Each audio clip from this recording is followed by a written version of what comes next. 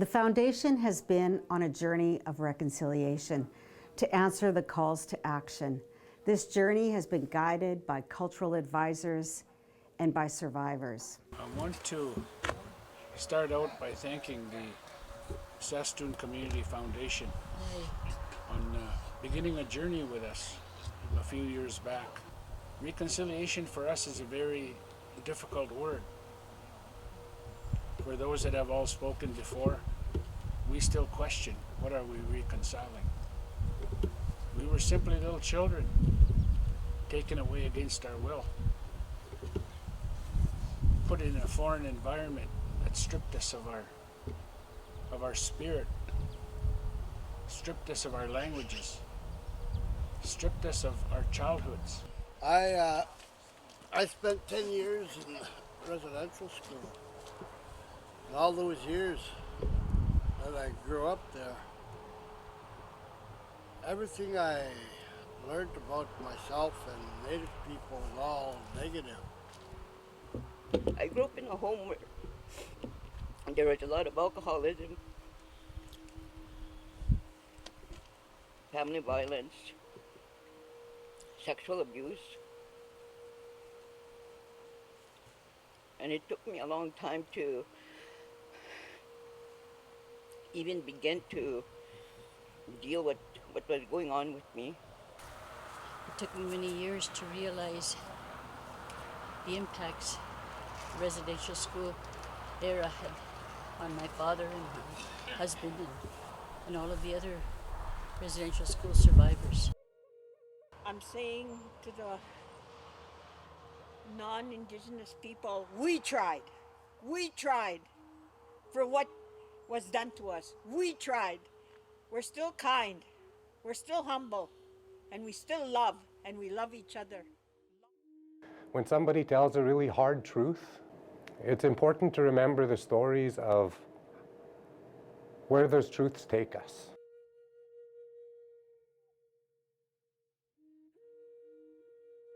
The Community Fund for Reconciliation honored residential school survivors, supported partnerships between Indigenous and non-Indigenous organizations. It promoted Indigenous leadership, and it addressed the calls to action.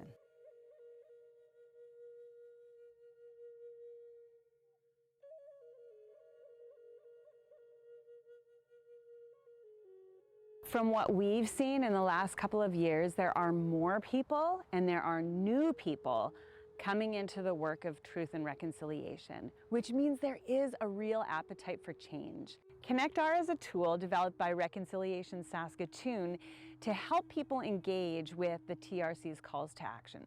So during the pandemic, we saw a real increase in the usage of ConnectR because people were at home and they were online and still looking for a way to engage and get connected. This last June, during National Indigenous Peoples Day, we saw an increase of 400% to our website. And that means people care.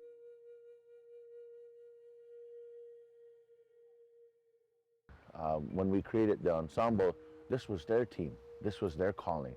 And so the first time, you know, they put on a regalia, or the first time they come to the cohort of all the students, you know, there's a sense of pride there. It's like, oh, this is my uniform, or this is me.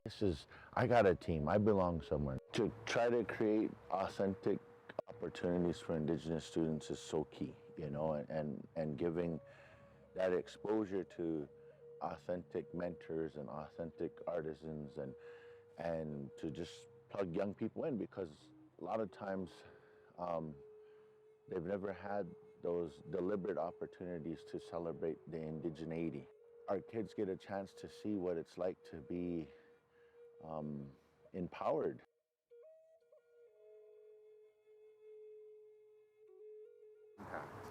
Well, the Community Foundation really set the stage for giving us that funding to bring people together, where we had those engagement discussions from employers that were trying to employ Indigenous people that wouldn't necessarily be successful. So we brought together Indigenous employees or potential employees. They might have been employed somewhere else, but we brought them forward and had some discussions with the employers on Why did you stay? What worked for you? And then we had the conversation with the employers, and here's what we heard from the employees.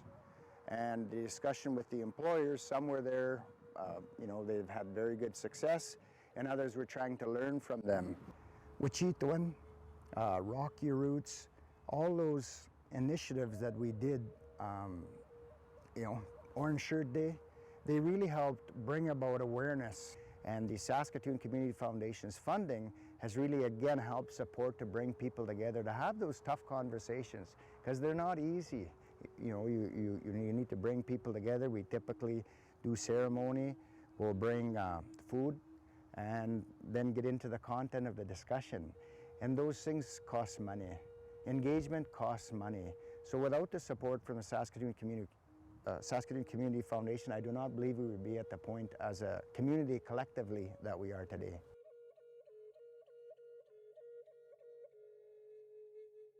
I'm very happy to share some messages with all of you today and offer my gratitude for all the support that you've given to our conference and to the foundation to do all of this great work on reconciliation. The conference has been able to grow from, we started in a basement at TCU Place in downtown Saskatoon with about 300 people.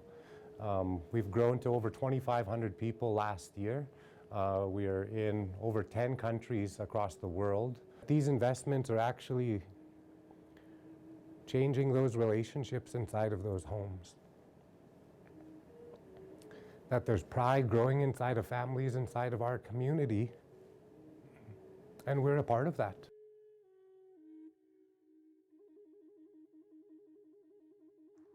The Saskatoon Survivors Circle has really provided that guidance for the collective moving forward. But it's really the survivors that guide the agenda.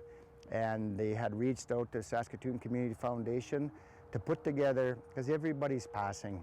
They're old people and they've had some ailments, not an easy life. And so this document that was put together really helps the old people when they pass, when they move on to the spirit world. Those things are so important. Many of you have joined us on this journey of reconciliation. You've shown up, you've listened, you've accepted the truth of survivors, and you have acted. It will take generations to address the trauma of the residential schools.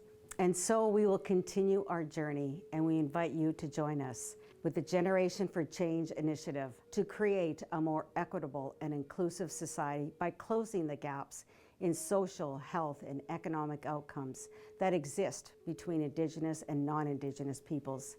This initiative will honor all the principles of reconciliation, be guided by those with lived experience, and be open to anyone who wishes to demonstrate their commitment. And it will focus on the inclusion, engagement, and empowerment of youth. Join us. I'm a survivor, I'm gonna make it through.